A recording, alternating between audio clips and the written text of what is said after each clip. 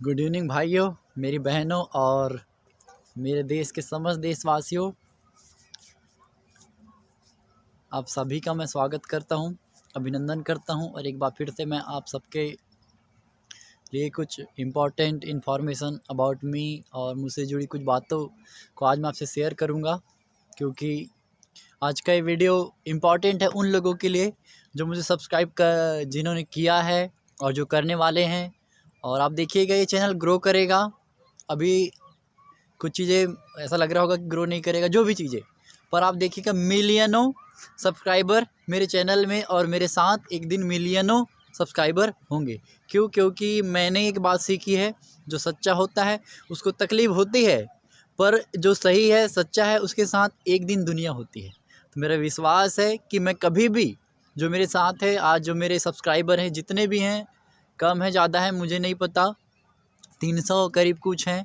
तो जो मेरे 300 भाई बहन हैं और जो भी वो लोग हैं इंडिया, ऑल ओवर इंडिया से, कुछ कुछ स्टेटों से, जो भी वो लोग हैं, वो लोग वीडियो को थोड़ा देखिएगा। और जो भी सब्सक्राइबर है, जो भी मेरे वीडियो में नया आएगा, वो इस वीडियो को एक बार ज़रूर देख लेना।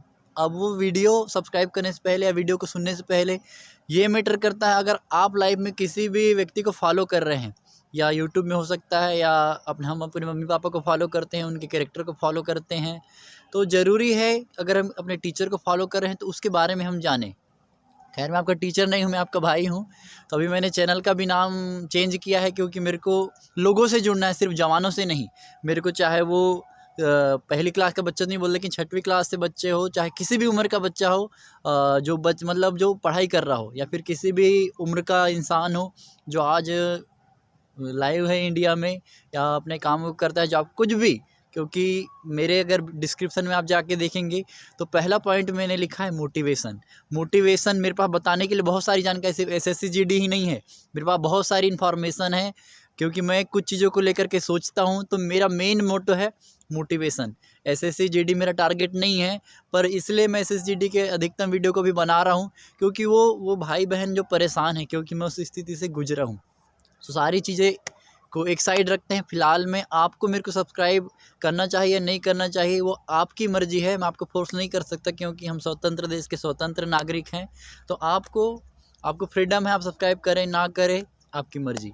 पर सब्सक्राइब कर रहे हैं और नहीं भी कर रहे हैं, तो आप एक बार इसको मेरी आप बीती मैं आपको सुनाता हूँ कि मेरा मैं क्या हूँ और क्या था, और आगे मैं क्या सोचता हूँ। तो ज़रूरी है कि अगर हम किसी को फॉलो कर रहे हैं, किसी को सुन रहे हैं, कोई हमारा टीचर है जो हमको अच्छा लगता है, तो हमको उसके बारे में पता होना चाहिए। एवं ही किसी को मैं फॉलो करने की सलाह नहीं देता, और एवं ही मैं किसी को फॉलो भी नहीं करता। अगर मैं किसी को फॉलो कर रहा हूँ तो मैं उसके बारे में हर एक चीज़ को जानने की कोशिश करता हूँ। मैं किसी को भी कैरेक्टरलेस को या कुछ को भी, कोई भी चीज़ें मेरे को हजम नहीं होती। किसी ने बोला कि कौवा तेरा कान ले गया, तो मैं कौवे के पीछे भागने से पहले अपना कान चेक करता हूँ। मेरे को किसी ने भी कुछ भी आके बोला ना, तो मैं एकदम से एक्सेप्ट नहीं करता हूँ। मैं किसी भी चीज़ को पहले सोचता हूँ, उसके बाद ही स्टेप लेता हूँ। ये मेरी आदत है। तो इसीलिए आपको जानना ज़रूरी है। अगर कोई आप उसके साथ जुड़े हुए हैं ना, तो जानकारी तो अच्छी दे रहा है, ठीक है, लेकिन आज बहुत सारे ऐसे लोग रहते हैं जो बहुत पैसे वाले, बहुत कुछ लोग हैं, पर कैरेक्टर देखोगे तो पूरा ख़त्म रहता है, ठीक है। तो ऐसे लोगों से मैं दूर रहता हूँ, और अपने से दूर रहने की वैसे लोगों को सलाह देता हूँ, क्योंकि मुझे ये सब चीज़ें पसंद नहीं हैं। तो मैं आपको अपने बारे में कुछ कुछ चीज़ें बताऊँगा कि आज मैं असफल था कुछ समय पहले। अभी तो 1 महीना हुआ है मुझे नौकरी लगे।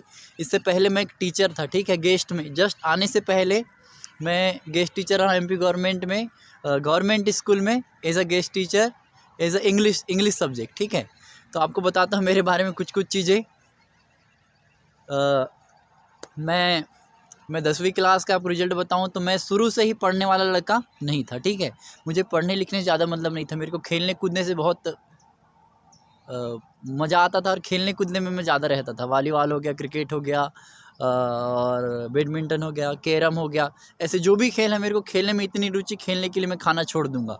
दोपहर भरी धूप में, गर्मी में 3 बजे उठ के मैं खेलने चला जाऊंगा। इस टाइप का लड़का मैं, पढ़ाई से दूर। लेकिन मैं आपको बताऊं, मैं 6वीं से 12th तक जब मैंने पढ़ा, तो मैं सारे टीचर का फेवरेट था। मतलब मैं बुद्धू नहीं था, ठीक है, बस मैं पढ़ता लिखता नहीं था, क्योंकि पता नहीं मैं पढ़ने लिखने से क्यों लगाव नहीं था। मेरे कई लोग रहते हैं कि कंपटीशन रहता है, मेरे में कंपटीशन की भावना नहीं थी। अब क्यों नहीं थी आई डोंट नो, ठीक है। तो मेरे में कंपटीशन की भावना नहीं थी। अगर मेरा साथी मेरे पास में बैठने वाला 90% बना रहा है, वो 4 घंटे 5 घंटे बैठ के पढ़ रहा है, बता रहा है मेरे कोई फ़र्क नहीं पड़ता, तू पढ़। लेकिन कुछ लोग ऐसे होते हैं, अगर पढ़ेगा तो डिस्टर्ब करते हैं। लेकिन मैं ना कभी किसी को डिस्टर्ब करता, ना किसी, मेरे को किसी से कोई ईर्ष्या नहीं थी। वो एक कोटेशन मैंने लिखा हूँ, ना किसी से कोई ईर्ष्या, ना किसी से कोई कंपटीशन, मेरी अपनी मंजिल, मेरी अपनी दौड़। तो मेरे को मतलब नहीं है बाजू वाला क्या करता है, क्या बोलता है, क्या सुनता है, कैसे पढ़ता है, वो क्या कर रहा है, कुछ भी मेरे को नहीं। तो ऐसे करके मैंने 10वीं क्लास तो पास कर ली। मैंने कभी फेल नहीं हुआ, ठीक है, फेल नहीं हुआ 12th तक की खास करके। सप्लीमेंट्री आई, फिर जब ग्रेजुएशन में आया सप्लीमेंट्री मैंने फेस किया। तो 10th पास किया मैंने। 12th मैं मैथ्स सब्जेक्ट से हूँ, साइंस ग्रुप से, तो मैथ्स रहा। तो 12th में पास हो गया, फर्स्ट डिवीज़न पास हुआ। तब भी मैंने पढ़ाई नहीं की। आपको बताऊँ एक्चुअल चीज़, तो मैंने लाइफ में कभी किसी एग्ज़ाम को आधा घंटा कंटिन्यू पढ़ करके किसी एग्ज़ाम को नहीं दिया। मैंने एसएससी क्रैक की है, मैंने एसएससी एग्ज़ाम पास किया 2018 की। मैंने एक बार 2018 की जो एमपी में टी8 होता है, शिक्षक वर्ग 2 की भर्ती, उसको भी पास किया। मैंने एमपी जो टी8 होता है, टीचर एलिजिबिलिटी टेस्ट वर्ग 3, वो भी पास किया। पर मैंने आधा घंटा कंटिन्यू पढ़ाई नहीं किया। आपको सीरियसली बताओ, इतना बुद्धू सिंह या मक्कार, गद्दार या फिर आलसी, जो बोलना है बोल सकते हो, ठीक है। तो इस टाइप का पढ़ाई से मेरे को कोई लगाव नहीं था। और इंडियन आर्मी में आने का मेरे को एक जोश था कि मेरे को देश की सेवा करनी है। तो ये इसलिए था क्योंकि जब मैं छोटा था तो मेरे को आईपीएस बनने का शौक था, पर पता नहीं था आईपीएस क्या होता है। लेकिन हम मिडिल क्लास से हैं, तो मिडिल क्लास फैमिली के लिए आईपीएस बनना और आईपीएस की तैयारी कठिन नहीं है, पर मेरे लिए कठिन था, ठीक है। तो बहुत सारे लोग, ऐसा नहीं कि गरीब बच्चे नहीं बनते हैं, पर मेरे लिए कठिन था, मैं नहीं कर पाया। तो फिर मैंने ग्रेजुएशन 12th पास किया। तब अकल नहीं थी कि क्या करनी है। फिर 1-2 साल बीत गए। फिर 2018 से मैंने सोचा कि मेरे को अब डिफेंस में जाना है, मेरे को इंडियन आर्मी ज्वाइन करनी हर हाल में। तो 18 से मैंने दौड़ता पहले से था, पर 18 से एक्चुअल मेरी रेस शुरू हुई। तो 18 में मैंने एक बार फर्स्ट टाइम मैंने जब फिज़िकल दिया था कटनी में दिया मैंने फिज़िकल इंडियन आर्मी का, तो मुझसे क्लियर नहीं हुआ। लेकिन सेकंड टाइम मैंने सिवनी में दिया, तो उसको मैंने क्लियर फिज़िकल मेडिकल मैं क्लियर किया और एग्ज़ाम तक के पहुंचा हूं मैं इंडियन आर्मी की। तो जब मैं एग्ज़ाम देने इंटर हुआ था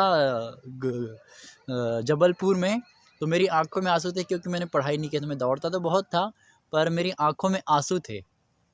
आपको सच बताऊं तो मेरी आंखों में आंसू थे, क्योंकि मेरे को पता था मैंने पढ़ा नहीं हूं तो नहीं होगा मेरा करके। तो बहुत, जब मैं एग्ज़ाम दे के आया था तो 1-2 दिन तो मैंने खाना पीना बिल्कुल छोड़ दिया था। मैं चल रहा था तो एक बार तो चक्कर आ गया था, गिर गया था मैं। इतना मतलब परेशान हो गया था मैं कि मैंने क्या खो दिया करके। क्योंकि वहाँ जाने के बाद, यूनिफॉर्म में लोगों को देखने के बाद, सोल्जरों को देखने के बाद, मैं बहुत ही मतलब आपको बता नहीं सकता मेरी स्थिति क्या थी। तो ये सारी चीज़ें हुई। अब मैं आपको बता दूँ, 2018 जो एसएससी जीडी की भर्ती थी ना, एसएससी जीडी की भर्ती के दौरान मैंने क्या खोया, क्या पाया, और आज मैं इस स्थान में हूँ ना, फिर भी खुश हूँ। तो आपको बताऊँ, मैंने अपने पापा को खोया है इस दौरान, फिर भी आज मैं ज़िंदा हूँ, खुश हूँ। तो आपको बताने का मतलब यही है, क्योंकि मेरे को 2-4 भाई लोग ने मैसेज किए कि किसी की मम्मी नहीं है, किसी के पापा नहीं है, तो बोल रहे हैं कि भैया ट्रेनिंग हार्ड होती है, तुमको ज्वाइन करना चाहिए, नहीं करना चाहिए। तो मैंने उनको बोला ज्वाइन करो, कोई दिक्कत नहीं, क्योंकि हमने जो आंसू, जो मिडिल क्लास का बच्चा होता है मेरे जैसा, उसको पता है गरीबी क्या होती है। तो मैंने बोला ज्वाइन तो करो, अगर आप में काबिलियत है तो और पढ़ाई करो और आगे निकल जाओ, पर पहले जो मिल रहा है उसको छोड़ो मत। क्योंकि मैं भी ज्वाइन करने से पहले टीचर था और 9-10 को पढ़ाता था मैं इंग्लिश। तो सर करके घूमते थे आगे पीछे बच्चे, और अब यहाँ मैं हूँ कि मैं दूसरों के पीछे सर करके घूम रहा हूँ, वो भी जो मुझसे कम पढ़े लिखे होंगे, कम नॉलेजेबल। पर एक पद होता है ना, पद की गरिमा बहुत इम्पॉर्टेंट रहती है। आदमी किसी इंसान को फॉलो नहीं करता, उसके कैरेक्टर को या फिर उसके पद को फॉलो करता है। हमको ऐसी कोई पसंद नहीं आ जाता, ठीक है। या तो हमारी मजबूरी होती है उसको सुनना। अभी भी कोई भाई लोग होंगे जिसको मैं शक्ल मेरी पसंद नहीं आ रही होगी, या मेरी बातें पसंद नहीं आ रही होगी, पर भाई जानकारी दे देता है थोड़ी मोड़ी करके, सब्सक्राइब करो कि अगर कोई जानकारी दे तो मिल जाए। तो ये प्रॉब्लम होती है, ठीक है, क्योंकि मैं सारी प्रॉब्लमों को फेस कर चुका हूँ, ठीक है। तो कई बार जब सामने वाला हमारा टीचर आए, अब दूसरा टीचर नहीं है भाई, हमारा गवर्नमेंट टीचर है, हमको उसको झेलना पड़ेगा। तो ये सारी चीज़ें होती है। तो मैं आपको बता रहा हूँ कि आपको ट्रेनिंग में जाना है, जिसकी भी जॉब आएगी आपको जाना है, हिम्मत नहीं हारनी है, ठीक है। और अगर आप में काबिलियत, आप पढ़ते रहो, और आगे निकल जाओ। तो आपको बताता हूँ एसएससी जीडी के दौरान मैंने क्या क्या झेला हूँ। एसएससी जीडी 2018 की एग्ज़ाम जब मैं देने जा रहा था तो मेरे एक्सीडेंट हुआ था। मेरे यहाँ पर अभी भी निशान, यहाँ आपको दिखेगा नहीं, ये छोटा सा दिख रहा है ना, ये निशान अभी भी है। तो जाते जाते मेरे एक्सीडेंट हुआ था गाड़ी में। मेरे को पापा ने गाड़ी जाने मना किए थे, तो मैं जैसे ही गिरा तो मेरे ध्यान में एक ही चीज़ था, मेरे को पापा ने मना किए तो पापा चिल्लाएंगे। उस समय नई नई गाड़ी थी हमारी, तो बहुत डरा हुआ था मैं। तो मेरी मम्मी भी थी साथ में, खैर ज़्यादा नहीं लगा था, पर ये मेरी उंगलियों से खून निकल रहा था, मेरे माथों से खून निकल रहा था, और मेरी उंगली में इतनी चोट लगी थी कि अंदर की हड्डी दिखने लगी थी मेरी अंगुली की, इतनी चोट मेरे को थी। बहुत कम गिरा था लेकिन चोट बहुत ज़्यादा थी। तो फिर जैसे तैसे मैंने सोचा कि क्या करूँ क्या करूँ क्या, एक्सीडेंट हो गया था क्योंकि उसी दिन नेक्स्ट दिन मेरी ट्रेन थी और मैं बाला अपने जहाँ से जाना था वहाँ के निकल चुका था। तो मैंने डिसीजन लिया कि नहीं, मैं हर हाल में एग्ज़ाम दूंगा। तो आपको यकीन नहीं होगा, मैंने अपने हाथ में खून से जो वो हाथ था अंगुली, उसका थोड़ा थोड़ा मरहम पट्टी कराया और उसको बांधा और ट्रेन में सफ़र किया। अगर कोई टच करता था ना ट्रेन में जानते हो कितनी भीड़ होती है लोकल में, कोई रिजर्वेशन नहीं, नॉर्मल डिब्बे में गया, इतना दर्द हो रहा था मेरे को, मैं आपको बता नहीं सकता। तो उस हालत में मैंने एग्ज़ाम को दिया। एग्ज़ाम दिया था उसी समय 2018 में मैंने MPT8 वर्ग 2 की एग्ज़ाम दिया था संस्कृत सब्जेक्ट से, उसको भी मैंने क्लियर किया। और SSC GD 2018 उसको भी मैंने क्लियर किया। पर आपको एक बेकार बात बताता हूँ मेरे लिए कि मैंने पढ़ाई नहीं किया था, ठीक है। जो मेरा पहले का नॉलेज था, उस समय मैं पढ़ाने के लिए जा रहा था, 2018 में भी इंटर्नशिप में था, कॉलेज से भेजा गया था, तो उस समय मैं पढ़ाने जा रहा था। फिर भी मैंने एग्ज़ाम को क्लियर कर लिया। 65 मार्क मैंने SSC GD में लेकर के आए। 57 थे वो, लेकिन जो नॉर्मलाइजेशन होता है उसमें बढ़ कर के 65 हो गए। और मैंने CISF की, SSB की, असम राइफल की, BSF की सारी कट ऑफ अपने कैटेगरी से पार किया था। तो मेरे को CISF मिल जाती है, हमारे यहाँ CISF की कट ऑफ 55 थी और असम राइफल की 43 थी। तो सारी कट ऑफ मैंने क्लियर किया था, पर मेरी फर्स्ट चॉइस CRPF थी। और CRPF मैंने सोच समझ के रखा था क्योंकि CRPF की यूनिफॉर्म मेरे को बहुत पसंद थी, इसलिए मैंने ये रखा था। तो एग्ज़ाम पास किया। फिर आई बात आपके फिज़िकल की। तो फिज़िकल में मेरी तबीयत, मेरे को वायरल फीवर हो गया था, तो वो एक आध हफ्ते करीब से रहा था। और मेरा फिज़िकल के टाइम ही तबीयत ख़राब हुई थी, वायरल फीवर। मैं इलाज करा लिया, सब कुछ करा लिया। डॉक्टर बोलता वायरल फीवर है भाई, आराम से जाएगा, ठीक है। तो वायरल फीवर है, आराम से जाएगा। मैंने बोला अब क्या किया जाए। फिर भी मैं दौड़ने जाता हूँ। मैंने अपनी हैबिट ऐसी बना लिया था कि 24 किलोमीटर में अगर मैं चलते जाऊँ ना तो 5 किलोमीटर पार कर लूँ। तो सोचो मैंने कितनी मेहनत किया होगा। मैं बहुत सीरियस था इन चीज़ों के लिए। मैंने सोचा मैंने एग्ज़ाम तो पढ़ कर नहीं दिया, पर जो मेरे से हो रहा है फिज़िकल उसको मैं अच्छे से दूंगा। तो आप सोच सकते हो मैंने अपनी हैबिट इतनी बनाया था दौड़ने के लिए, क्योंकि मैंने इंडियन आर्मी की रेस क्लियर किया था। और किसी को यकीन नहीं होगा ना, मेरे पास अभी भी एडमिट कार्ड रखा है, मैं आपको दिखाऊंगा, ठीक है। लेकिन जो मेरे पे विश्वास करता है उसको विश्वास होगा। तो मैंने इतनी अपनी हैबिट बना लिया था कि 5 किलोमीटर 24 मिनट में मैं चलते चलते क्लियर कर लेता, इतनी प्रैक्टिस किया। तो आखिरी में वहाँ वो वायरल फीवर के कारण मेरा थंब मिसमैच हुआ था, इस कारण मैंने 2 साल झेला। तो वहाँ फिर हो गया अपन सस्पेक्टेड, नहीं हुआ मैच, फिजिकल क्लियर। और फिजिकल में 90 लड़के हमने दौड़े थे, 90 लड़कों में से सेकेंड नंबर पे आया था मैं, आपको यकीन नहीं होगा। 90 लड़कों में से सेकंड नंबर पे आया था। मैं कंपटीशन नहीं किया था क्योंकि जब हम दौड़ रहे थे लाइन में पहले था मैं, और 5वें नंबर में था। जब हम दौड़ने के निकलते हैं ना लड़के, तो 5वें नंबर में था। फिर मैंने देखा कोई पीछे हो रहा है, तो मेरे को डर लगा, घड़ी वड़ी थी, पर मैं बोला और पीछे हो जाऊंगा, क्या होगा क्या होगा। तो मैंने डिसाइड किया, 1-2 पीछे हो गए, मैंने बोला मेरे सामने जो एक भाई है मैं उसी को फॉलो करूँगा। उसी को फॉलो किया, उससे 10 कदम की दूरी रखा और बराबर उसको मेनटेन किया। आखिरी में जब हमने रेस क्लियर किए तो बोलता है भाई आपने मेरे क्रॉस करने की कोशिश क्यों नहीं की है, बोलता है। मैं भले भैया मैं आपको क्रॉस करके क्या करूँगा। तो बहुत खुश है, मेरे को बोला भैया आपकी जैसी आदत सबकी नहीं रहती है, क्या कंपटीशन पहला दिखाना। हमारा वीडियो भी बनाते हैं, SSGD में दौड़ता है ना, उसका वीडियो बनता है। तो ऐसे करके मैंने सेकेंड नंबर में अपनी रनिंग कंप्लीट किया था। अब रनिंग हो गई, इसके बाद जब मेडिकल हुआ तो मेडिकल में हमको बोले कि 70 पेज भरा है, उसमें बोले कुछ नहीं होगा के चक्कर में 2 साल झेल लिए हमने। तो 2 साल सस्पेक्टेड में झेला। तो ये 2 साल मैं आपको बताऊं, 2020 में मेरे पापा की तबीयत ख़राब हुई। मेरे पापा को कुछ प्रॉब्लम हुई, तबीयत ख़राब हुई, और उस बीच मेरे पापा की हालत इतनी बिगड़ी कि जो ऑपरेशन होता है ब्रेन का वो कराना पड़ा। तो अचानक कुछ पता नहीं था ऑपरेशन क्या होता है, बीमारी कैसे होती है। तो मेरे पापा को मैंने अचानक, हमने रायपुर ले गए, रायपुर में एडमिट रहे मेरे पापा, और उनका ऑपरेशन हुआ। और डॉक्टर ने बोला अभी ऑपरेशन के बाद इनको होश आ जाएगा 1-2 घंटे में, क्योंकि हम ऑपरेशन के बारे में सिर्फ इतना जानते थे, टीवी में देखा था ऑपरेशन होता है, ऑपरेशन होने के बाद 1-2 घंटे बाद होश आ जाता है, लाइट बंद होती है, बाहर की जो रेड वाली जलती है, सब कुछ अच्छा हो जाता है। सिर्फ इतनी मेंटलिटी मैं नहीं जानता था मेरे को आगे क्या फेस करना पड़ेगा। जब मेरे पापा की तबीयत खराब हुई, मेरा सब कुछ लुट चुका था, सब कुछ, मैं डेथ हो चुका था समझ लीजिए। क्योंकि मैं अपने मम्मी पापा से इतना प्यार, पापा तो अब नहीं रहे लेकिन मम्मी इतना प्यार करता हूँ अपने मम्मी पापा से कि मेरी दुनिया सिर्फ वही लोग थे। उनके लिए मैं कुछ भी कर सकता था, ठीक है। तो उनकी खुशी के लिए ही मैं जब भी दौड़ने जाता, तो आपको एक और बताऊँ अच्छी बात कि मेरे को मैंने हमेशा बचपन से कभी कोई अच्छी चीज़ें नहीं देखी, ठीक है। मैंने बहुत खुशियाँ नहीं देखी, अच्छा कुछ भी जो मेरे को चाहिए, कपड़े चाहिए, मोबाइल चाहिए, सब चीज़ें जिद नहीं की मैंने, पर मेरे मम्मी पापा ने मेरे को अच्छी लाइफ दी। तो कभी भी अच्छी चीज़ों को नहीं देखी, और घर का परिवार का माहौल ऐसा नहीं था कि मैं बहुत अच्छे से रहूं। तो मैं जब दौड़ने जाता था, तो जब भी मैं परेशान होता था, तो मेरे को मेरी मम्मी के, मेरी दीदी के आंसू याद आते थे। तो मैं कभी रुकता नहीं था, और मैं कभी भी दौड़ता था, मैं कभी नहीं रुका।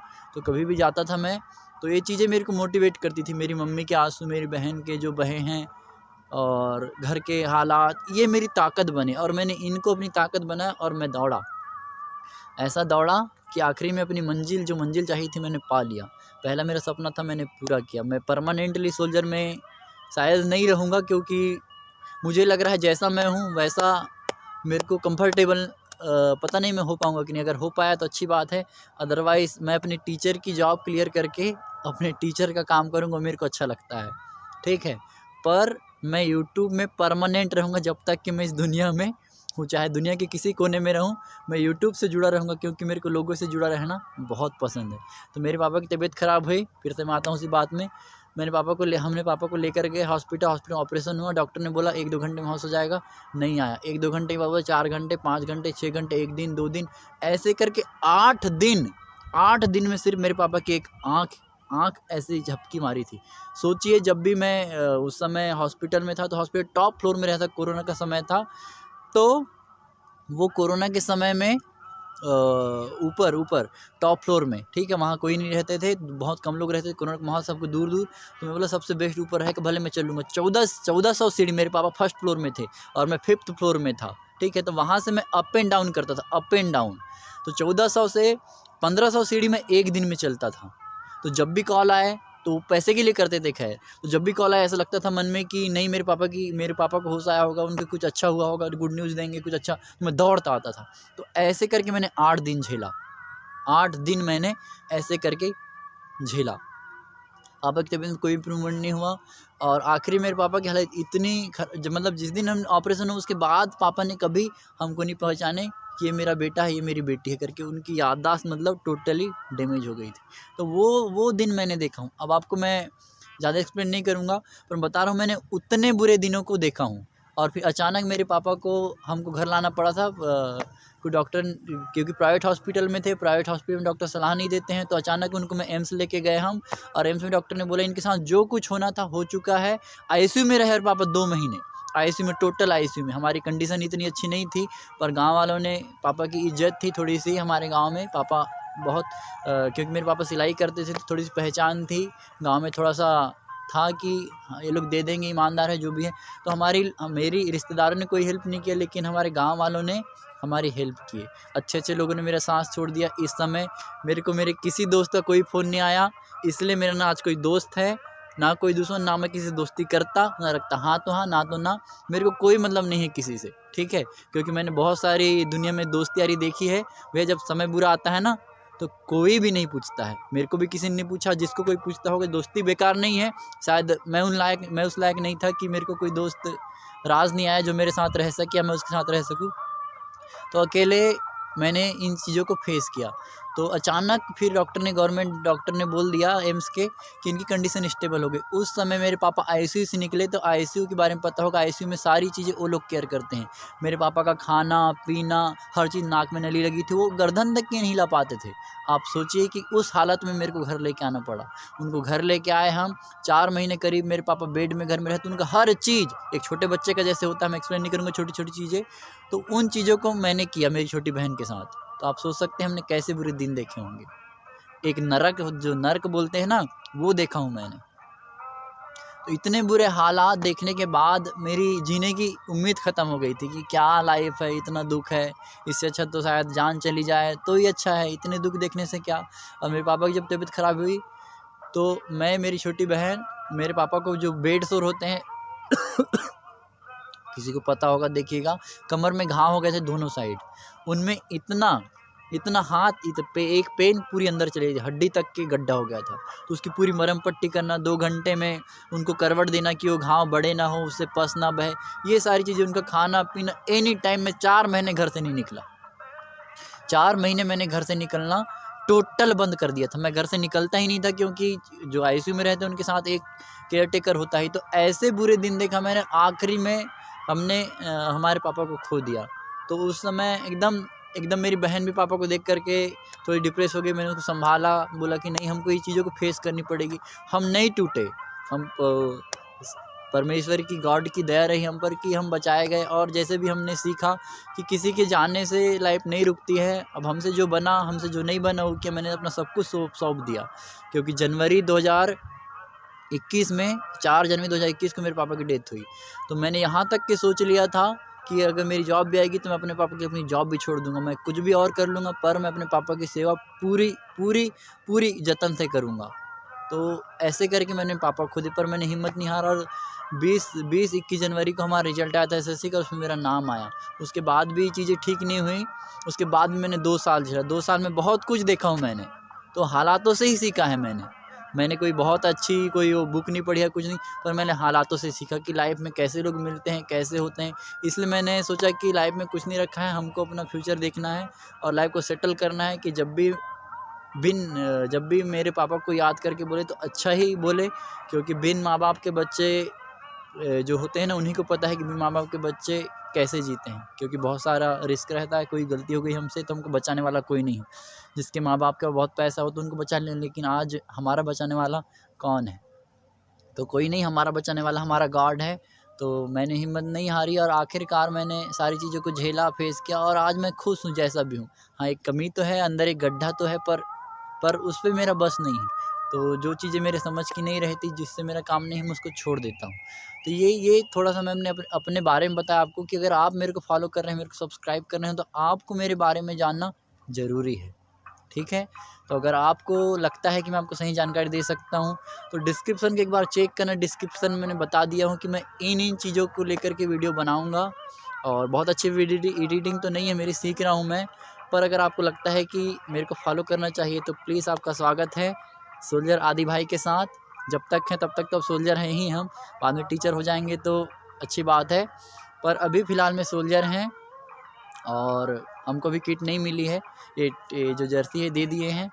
तो आज की बातें यही थी कि मैंने अपने बारे में आपको बताया कि मैं ऐसा हूँ, क्योंकि आपको मेरे बारे में पता होना चाहिए अगर आप मेरे को फॉलो कर रहे हैं तो। और किसी कोई डाउट है किसी भी एग्ज़ाम से रिलेटेड, जो मैंने डिस्क्रिप्शन दी है, तो आप फेसबुक इंस्टा का लिंक दिया हुआ है, आप वहाँ पर मेरे को जा कर के फॉलो कर सकते हैं।